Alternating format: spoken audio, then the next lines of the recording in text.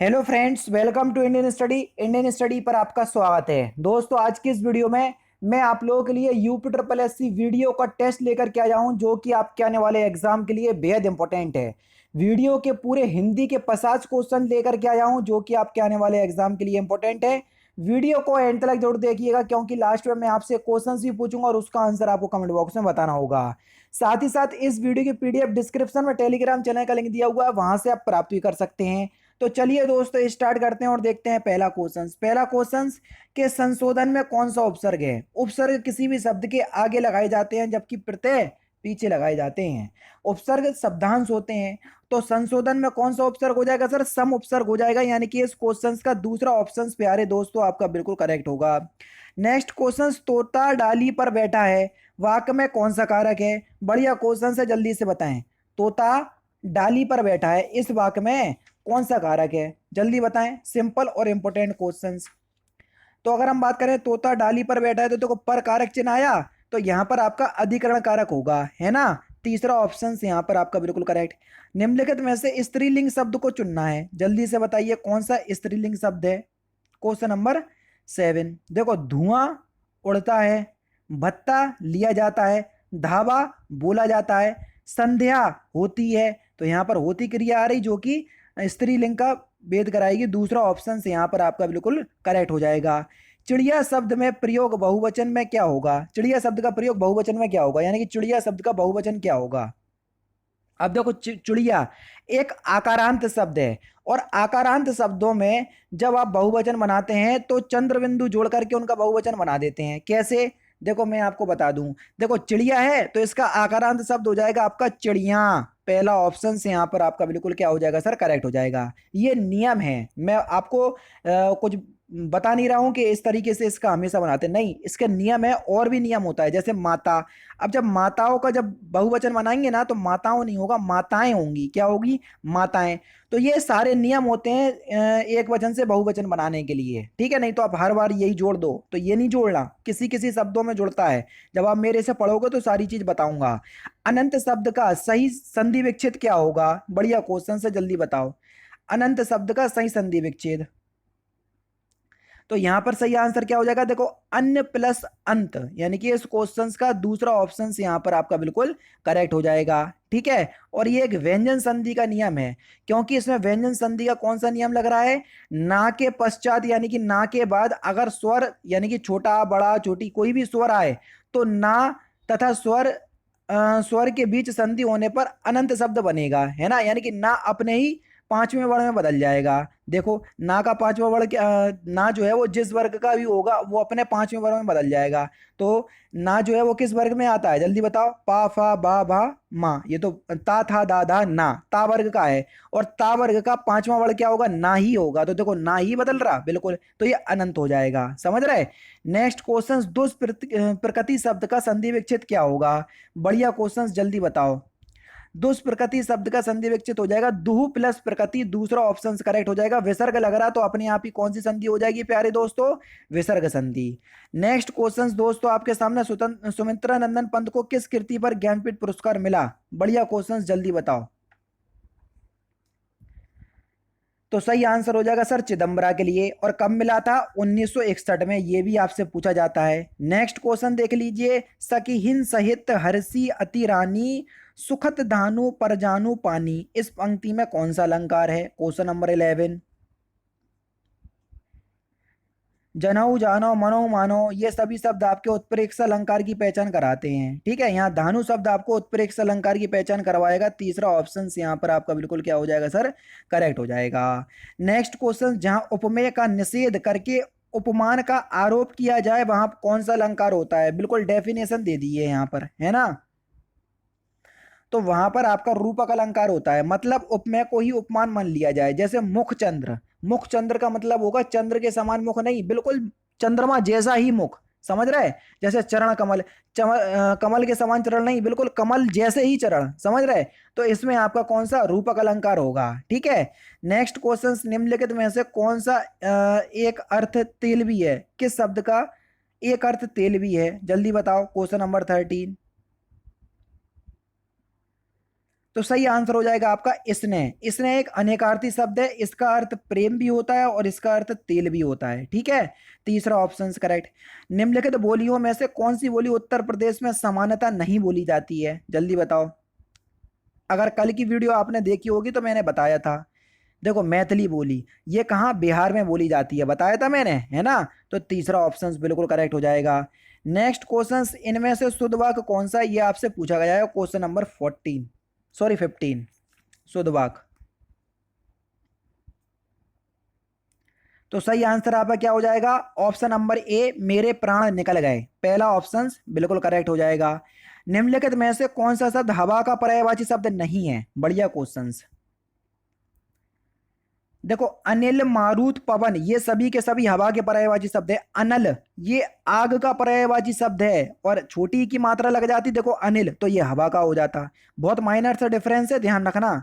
निम्नलिखित में से कौन सा शब्द कमल का पर्यायवाची शब्द नहीं है, बढ़िया क्वेश्चन, जल्दी बताओ। अमीय, अमीय शब्द जो है ये अमृत का पर्यायवाची शब्द है, किसका, अमृत का। तो यहाँ पर चौथा ऑप्शन करेक्ट हो जाएगा। अनभिज्ञ शब्द का विलोम शब्द क्या होगा, बढ़िया क्वेश्चन अगेन, जल्दी से बताओ। ये वोकैब के सेक्शन है, वोकैब वाला सेक्शन है, पूरा याद करने वाला। तो याद होगा तो बता दोगे, नहीं तो आगे बढ़ोगे, समझ रहे। तो अनभिज्ञ का विलोम शब्द हो जाएगा आपका कौन सा, अभिज्ञ। ठीक है, और अग का विलोम शब्द हो जाता है भिग। ठीक है, तो ये भी आप याद रखना दोनों। ठीक है, भिग नहीं होता है, विग होता है, क्या, विग। बा आता है, भा नहीं आता। ठीक है, अग का होता है विग। ठीक है, नेक्स्ट क्वेश्चन, समष्टि का विलोम शब्द क्या होगा, अगेन जल्दी बताओ। तो समष्टि का विलोम शब्द हो जाएगा आपका व्यष्टि, दूसरा ऑप्शन बिल्कुल करेक्ट हो जाएगा। जो पहले कभी ना हुआ हो, वाक्यांशों के लिए एक शब्द क्या होगा, बढ़िया क्वेश्चन, जल्दी बताओ। जो पहले कभी ना हुआ हो उसको बोलेंगे हम अभूतपूर्व, क्या बोलेंगे दोस्तों, अभूतपूर्व, दूसरा ऑप्शन करेक्ट। जिसमें जानने की इच्छा हो, वाक्यांशों के लिए एक शब्द क्या होगा, जल्दी बताओ। तो उसको बोलेंगे हम जिज्ञासु, चौथा ऑप्शन अगेन बिल्कुल करेक्ट हो जाएगा। ठीक है, नेक्स्ट क्वेश्चन देखो यहाँ पर, क्वेश्चन नंबर 22। धोखे भरे आधुनिक समाज में फिल इन द ब्लैंक्स की प्रवृत्ति दिन प्रतिदिन बढ़ती जा रही है। फिल इन द ब्लैंक्स के स्थान पर सूटेबल वर्ड आपको बताना है, जल्दी बताओ। धोखे भरे आधुनिक समाज में प्रवचन की प्रवृत्ति दिन प्रतिदिन बढ़ती जा रही है, दूसरा ऑप्शन यहाँ पर आपका बिल्कुल करेक्ट होगा। विकास के लिए आर्थिक फिल इन द ब्लैंक्स आवश्यक होती है। विकास के लिए आर्थिक आत्मनिर्भरता आवश्यक होती है, तो यहाँ पर दूसरा ऑप्शन करेक्ट हो जाएगा। ये देखो क्वेश्चंस रिपीट है कि किस छंद में प्रथम व अंतिम शब्द समान होते हैं, बताया था मैंने आपको, कल ही बताया, हालांकि पीटी वाली वीडियो में बताया, है ना। कौन सा छंद है, कुंडलिया छंद। और ये छंद किस किस से मिलकर के बनता है, सर ये दोहा और रोला के मिलने से बनता है। इसका प्रथम चरण दोहे में और द्वितीय चरण दोहे में होता है, यानी कि पहले दूसरे चरण आपके दोहे में होते हैं, शेष चार चार चरण आपके रोले में होते हैं। ठीक है, चलिए। बुढ़ापा एक प्रकार का अभिशाप है, तो आपको बताना है कि बुढ़ापे में कौन सी संज्ञा है, बढ़िया क्वेश्चन से, जल्दी से बताओ।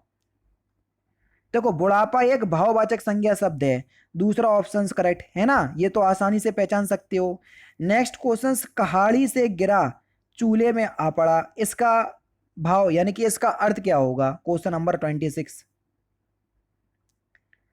तो सही आंसर हो जाएगा एक विपत्ति से छूटकर दूसरी विपत्ति में आ पड़ना, पहला ऑप्शन यहां पर आपका बिल्कुल करेक्ट होगा। प्रतिदिनम शब्द का समास विग्रह क्या होगा, बढ़िया क्वेश्चन, जल्दी बताओ। प्रतिदिनम शब्द का समास विग्रह, तो इसका समास विग्रह एक बार और हो चुका है ये क्वेश्चन, दिन दिन प्रति, यानी कि इस क्वेश्चन का दूसरा ऑप्शन बिल्कुल करेक्ट होगा। और यहाँ पर कौन सा समास होगा, प्रति शब्द आगे दिख गया तो यहाँ पर अपने आप ही कौन सा समास हो जाएगा, अव्ययीभाव समास। जुगवसा किस रस का स्थायी भाव है, बढ़िया क्वेश्चन, जल्दी बताओ। जुगवसा किस रस का स्थायी भाव है, क्वेश्चन नंबर 28। तो ये भीवत रस का स्थायी भाव है, तीसरा ऑप्शन करेक्ट। रौद्र रस का स्थायी भाव आपका क्रोध होता है ना। और भी आप सभी लोग जानते हैं, सभी मैंने आपको बताए हुए हैं। ठीक है, नेक्स्ट क्वेश्चन, हे खग मृग हे मधुकर श्रेणी तुम देखी सीता मृगनयनी, आपको बताना है कि इसमें कौन सा रस है, ये कई बार करवा चुका हूं। तो यहाँ पर आपका वियोग श्रृंगार रस है सर। कैसे? देखो इसकी हिंदी आपको पता होना चाहिए। इसमें भगवान राम जो है वो सीता के वियोग में दुखी होकर जंगल के पशु पक्षियों से सीता के विषय में पूछते हैं। और भगवान राम से हमको याद आ गया कि आज दशहरा भी है ना। बुराई पर अच्छाई की जीत भी है, तो अच्छे से सेलिब्रेट कीजिएगा। लेकिन प्रैक्टिस सेट मेरे 10 मिनट के आसपास होते हैं, तो उन सभी को जरूर से देखिएगा। क्योंकि देखो आप इस चीज़ को सोचना, चाहे दशहरा हो, चाहे ईद हो, चाहे दीपावली हो, चाहे आपकी कोई भी त्यौहार हो, ये हर साल आते हैं। एग्ज़ाम ध्यान रखना, एक बार पास कर लोगे, जॉब पे चढ़ जाओगे, फिर फ्री हो जाओगे। मतलब कहने का मतलब है फेस्टिवल अपनी जगह है, पढ़ाई अपनी जगह है। फेस्टिवल को भी सेलिब्रेट करो, मैं ये नहीं कह रहा हूँ कि सेलिब्रेट मत करो, बहुत अच्छे से सेलिब्रेट करो, लेकिन अपना काम करने के बाद। और अपना काम करने के बाद जब आप सेलिब्रेट करोगे ना, तो खुशी दुगनी होगी तुम्हारी। और अगर आप अपना काम नहीं करोगे, कोई पढ़ाई नहीं करोगे, कोई लिखाई नहीं करोगे, और उसके बाद सेलिब्रेट करोगे, तो रात में आपके अंदर एक भावना जरूर आएगी कि यार फेस्टिवल तो मैंने बहुत अच्छे से सेलिब्रेट किया, लेकिन मैं अपना आज पढ़ नहीं पाया। तो ऐसी फीलिंग ना आए, तो इसलिए मैं आपसे कह रहा हूं कि दोनों ही काम को आप मैनेज करो। आप अपने टाइम टेबल को आपसे अच्छा कोई नहीं जानता, खुद मैनेज करो और खुद ही अच्छे से सेलिब्रेट भी करो और पढ़ाई भी करो। चलिए भैया, पथभ्रष्ट में कौन सा समास है, चिन्हित कीजिए। पथभ्रष्ट यानी कि पथ से भ्रष्ट होना, से कारक चिन्ह का यूज अलग होने के लिए होगा, है ना। तो वहां पर आपका कौन सा फिलहाल तत्पुरुष समास होगा, क्योंकि जब कारक चिन्ह आ जाते हैं तो समास तत्पुरुष होता है। ठीक है। कामायनी महाकाव्य के रचयिता कौन है? बढ़िया क्वेश्चन से जल्दी से बताओ। तो कामायनी महाकाव्य के रचयिता कौन है? सही आंसर हो जाएगा आपका जयशंकर प्रसाद, तीसरा ऑप्शन करेक्ट। नेक्स्ट क्वेश्चन, इसमें आपको अलंकार पहचानना है। दिवस दिवसा दिवसावसान का समय, मेघ में आसमान से उतर रही है वह संध्या, सुंदरी परिसी धीरे धीरे धीरे। तो आपको बताना है कि यहाँ पर आपका कौन सा अलंकार होगा। तो यहाँ पर जो आपका अलंकार होगा वो होगा आपका मानवीकरण अलंकार। चौथा ऑप्शन यहाँ पर आपका बिल्कुल करेक्ट हो जाएगा। मतलब निर्जीव वस्तुओं का वर्णन सजीव की तरह किया जाए या निर्जीव वस्तु का मानवीकरण कर दिया जाए, तो वहां मानवीकरण अलंकार होता है। ठीक है। नेक्स्ट क्वेश्चंस की तरफ बढ़ रहे हैं। मतलब निर्जीव वस्तुओं का जो वर्णन होता है वो सजीव की तरह किया जाता है। जैसे मेघ में आसमान से उतर रही है, मेघ यानी कि बादल आसमान से उतर रहे हैं, ऐसा पॉसिबल है? ऐसा पॉसिबल नहीं है ना। तो सजीव वस्तुएं यानी कि मेघ आसमान से कौन उतरता है? पक्षी उतरते हैं, वो सजीव है, तुलना उनकी कर रहे हैं। तो यहाँ पर मानवीकरण अलंकार होगा। ठीक है। ले चला साथ में तुझे कनक ज्यों बिचुक लेकर स्वर्ण झनक में, बताइए कौन सा अलंकार है? आराम से बता सकते हो, ज्यों शब्द से पहचान जाओ कि यहाँ उत्प्रेक्ष अलंकार है, दूसरा ऑप्शन बिल्कुल करेक्ट। नेक्स्ट क्वेश्चन, वह कार मेरी है, ये बात बिल्कुल 100% श्योर है कि यह कार मेरी है, और एक संबंध दर्शा रहा। और जब संबंध दर्शाए तो यहाँ पर कौन सा कारक हो जाएगा, जल्दी बताओ। तो यहाँ पर जो आपका कारक होगा वह होगा आपका संबंध कारक, यानी कि दूसरा ऑप्शन यहाँ पर आपका बिल्कुल करेक्ट हो जाएगा। ठीक है। संबंध दर्शा रहा है इसलिए। निम्नलिखित में से शुद्ध वाक्यों को छांटिए, कौन सा वाक्य शुद्ध है क्वेश्चन नंबर 35 में। राम ने रोटी खाई है, अब कौन से ऑप्शंस में लिखा? तीसरे ऑप्शंस में लिखा, तीसरा ऑप्शन करेक्ट। निम्नलिखित में से पुल्लिंग शब्द कौन सा नहीं है, यानी कि फिर स्त्रीलिंग शब्द होगा अगर पुल्लिंग नहीं है तो। बढ़िया क्वेश्चन से जल्दी से बताओ। 36। देखो रत्न हो गया, बचपन हो गया, मोती हो गया, ये सभी पुल्लिंग शब्द हैं। नकल, नकल जो है वो की जाती है, तो एक स्त्रीलिंग शब्द होगा। यहाँ पर आपका तीसरा ऑप्शन करेक्ट हो जाएगा। नेक्स्ट क्वेश्चन, जिस पर अनुग्रह किया गया हो, वाक्यांशों के लिए एक शब्द क्या होगा? उसको बोलेंगे हम अनुग्रहित, लेकिन अनुग्रहित की भी हमको शुद्ध वर्तनी पता होना चाहिए। बी ऑप्शन करेक्ट होगा। निम्नलिखित वाक्यों में से किसमें बहुवचन का प्रयोग हुआ है, जल्दी बताओ। लड़का कहता है, लड़के ने कहा, ठीक है। लड़के लड़के से कहते, ये बिल्कुल ठीक है, लड़के लड़के से कहते हैं, तीसरा ऑप्शन बिल्कुल करेक्ट। प्रत्यक्ष शब्द में संधि आपको बतानी है, प्रत्यक्ष का संधि विकसित करोगे तो आसानी से बता पाओगे। प्रत्यक्ष का संधि विकसित क्या हो जाएगा? प्रति प्लस अक्ष, ये होगा। ठीक है। ठीक है। प्रति में देखो छोटी ई आई और ये आया, छोटी ई का मेल जब आ से होता है तो या बनता है, और ता अपने ही आधे अक्षर में बदल जाता है। हो रहा सर। कौन सी संधि है? यण संधि है सर, चौथा ऑप्शन करेक्ट।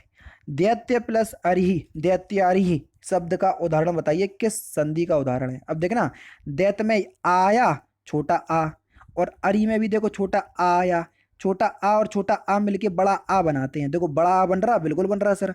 तो ये किस संधि का नियम है सर? ये दीर्घ संधि का नियम है। तो दीर्घ संधि तो सर ऑप्शंस में है ही नहीं है, तो स्वर संधि तो है, क्योंकि स्वर संधि का तो पार्ट ही है दीर्घ संधि। दूसरा ऑप्शन करेक्ट है। ठीक है। नीलोत्पल का शब्द में समास आपको बताना है। नीलोत्पल शब्द में समास, इसका समास विग्रह करोगे, नीला है जो उत्पल उसको बोलेंगे। ठीक है। नीला है जो, और है जो की जो हिंदी निकलती है वो कर्मधारय समास में होती है। तीसरा ऑप्शन बिल्कुल करेक्ट है। ठीक है। नेक्स्ट क्वेश्चन यहाँ पर देख लीजिए, स्वाभाविक और स्वागत इन दोनों शब्द का उपसर्ग। ये क्वेश्चन एक बार हो चुका है, डिक्टो ऐसे ही आया था। मतलब इतने सारे सेट करवाएंगे तो रिपीट होना स्वाभाविक है ना। स्वाभाविक और स्वागत शब्द में आपको बताना है कौन सा उपसर्ग है। देखो स्वाभाविक में अगर उपसर्ग की हम बात करें तो इसमें स्व उपसर्ग होगा और स्वागत में सु उपसर्ग होगा, तो तीसरा ऑप्शन करेक्ट होगा। ठीक है। निम्नलिखित में से आपको एक वर्तनी की अशुद्ध है, जो अशुद्ध वर्तनी है वही आपको बताना है। अब देखो उज्ज्वल और मोक्ष तो सही लिखा हुआ है, कवित्री दो बार लिखा हुआ है। अब आपको शुद्ध वर्तनी पता होगी तो अशुद्ध अपने आप पता चल जाएगी। मतलब शुद्ध वर्तनी कवित्री की ये होती है, तो ये वाली अशुद्ध होगी। तीसरा ऑप्शन करेक्ट। महाश्वेता किसका पर्यायवाची शब्द है? बढ़िया क्वेश्चन, जल्दी बताओ। महाश्वेता, महाश्वेता जो है ये सरस्वती का पर्यायवाची शब्द है। महाश्वेता बागीश्वरी, इला, विधात्री, ईश्वरी, बाक, आशा, ब्राह्मी, सारता, बागीश, वीणापाणी, भारती, ये सभी जो हैं वो सरस्वती के पर्यायवाची शब्द हैं। घोड़े का कौन सा पर्यायवाची शब्द नहीं है? यातुधान, यातुधान जो है ये राक्षस का पर्यायवाची शब्द है। किसका? राक्षस का, ना कि घोड़े का। चौथा ऑप्शन करेक्ट। आचार का विलोम शब्द क्या है? आचार का विलोम शब्द हो जाएगा आपका अनाचार, यानी कि इस क्वेश्चन का पहला ऑप्शन करेक्ट हो जाएगा। आचार का विलोम शब्द क्या होगा? अनाचार। ठीक है। चलिए सर नेक्स्ट क्वेश्चंस की तरफ बढ़ते हैं। नेक्स्ट क्वेश्चंस के यहाँ पर आपको बताना है कि इसमें कौन सा छंद है 47 में। बढ़िया क्वेश्चन से बता सकते हैं आसानी से। आसानी से क्या, मात्राएं गिनोगे तो बता लोगे, वरना दिक्कत होगी। कैसे सर मात्राएं गिन ले रहा है? देखो यहाँ पर देखो, जी एक मात्रा एक मात्रा, सुमिरत में एक मात्रा एक मात्रा एक मात्रा एक मात्रा, सिद्धि में एक मात्रा एक मात्रा। ये देखो हो यानी कि ओ की मात्रा है तो दो मात्राएं, छोटी ई है तो एक मात्रा। देखो एक दो तीन चार पाँच छः सात आठ, आठ दो 10 और 11। पहले चरण में 11, दूसरे चरण में आपको 13 मात्राएं देखने को मिलेंगी। कौन सा छंद है सर? सोरठा छंद है। दूसरा ऑप्शन यहाँ पर आपका बिल्कुल करेक्ट हो जाएगा। निम्नलिखित में से कौन सा मात्रिक छंद है? जल्दी बताओ। दोहा, चौपाई, रोला, ये सभी मात्रिक छंद होते हैं, है ना। सभी के सभी मात्रिक छंद हैं। चौथा ऑप्शन यहाँ पर आपका बिल्कुल करेक्ट हो जाएगा। नेक्स्ट क्वेश्चन, नीचे भाषा की चार विशेषता दी गई हैं, इनमें से जो गलत है उसका आपको चयन करना है। ठीक है।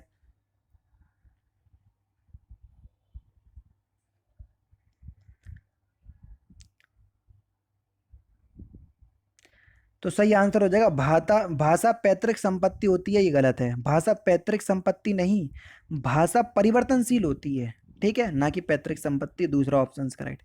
इनमें से कौन भक्तिकालीन कवि नहीं है? और लास्ट क्वेश्चन है, तो जाहिर सी बात है कि लास्ट क्वेश्चन का आंसर आप मुझे कमेंट बॉक्स में बताएंगे।